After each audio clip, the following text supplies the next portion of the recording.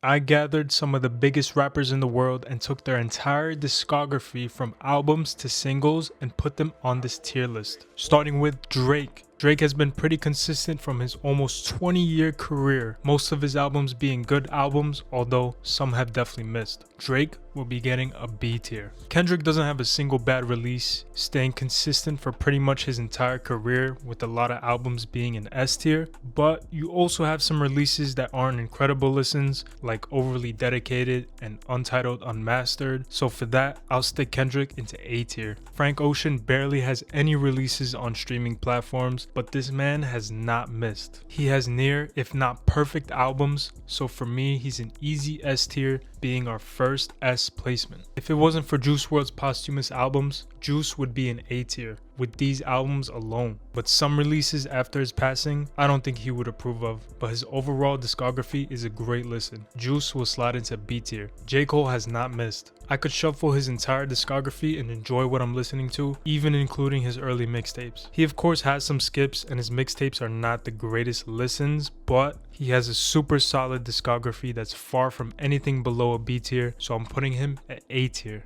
At this point, Travis Scott has pretty much mastered his own sound, with his studio albums being great listens, but of course some releases are not perfect. If I had to shuffle all Travis Scott albums, I would put him in a C tier. Kanye West is easily one of the greatest of all time, and if he stopped making music in 2018, he's an easy S tier. I mean, look at every album released in 2018 and before, but unfortunately 2019 and after, we got these albums, and they're all pretty mid. And all that mid brings Kanye down to a B. Lil Wayne is one of the greatest rappers of all time, and his albums reflect that, as he's been super consistent throughout his entire career. These albums are definitely not good, but Lil Wayne will still get an A tier placement because of how good his other albums are. Eminem has released some of the greatest and best selling hip hop records of all time, so it's safe to say his highs are pretty high, but his lows are super low. As much as I would love to put him at S tier for his perfect albums, he has to go down for a B tier. Playboi Carti has only released 4 albums with a couple singles, and as much as I like his Die Lit and his self-titled release, I can never fully enjoy I Am Music and Whole Lotta Red.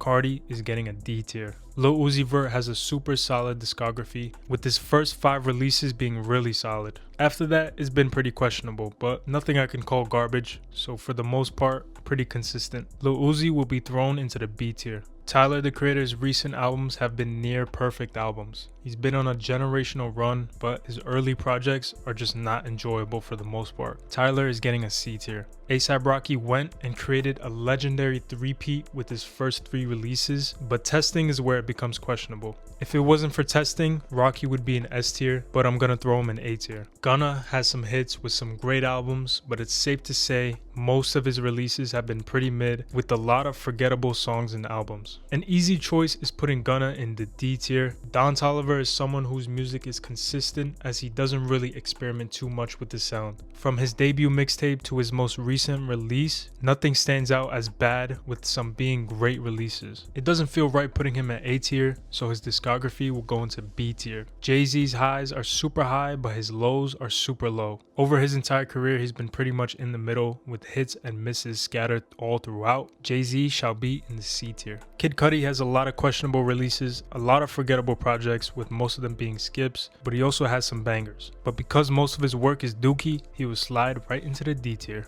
50 Cent definitely took over the 2000s with some absolute classic albums and some albums, and as his career progressed, his music only got worse. If he stopped at The Massacre, he would easily be in S tier, but because of every release on 2009 and after being hot garbage, 50 gets a B tier. Yeah, they're that bad. Logic has given us some great and underrated album releases with plenty of singles to go along with it, but most of what he released from 2019 to today has been very questionable, especially some of his recent projects. I'd say it's fair to put Logic right in the middle at C tier. Lil Baby has given us incredible trap albums, but also some mid with his most recent albums and his early mixtapes. Lil Baby is definitely up there as one of the best in trap, but ranking his entire discography, he gets a C tier. 21 Savage doesn't have a ton of releases, but a lot of his songs and albums are pretty forgettable, especially his early mixtapes. His music has definitely gotten better over time, but not too much to boast about. 21 gets a C tier. Future is someone who never changed his sound or style and has only gotten better as his career progressed. He's definitely up there as a king of trap music, but with so many albums and mixtapes, it comes with a lot of skips. Future goes into C tier. Kodak Black has given us some classics, but he also has so many albums and mixtapes with so many skips. If I had a gun to my head and had to name every single Kodak Black release,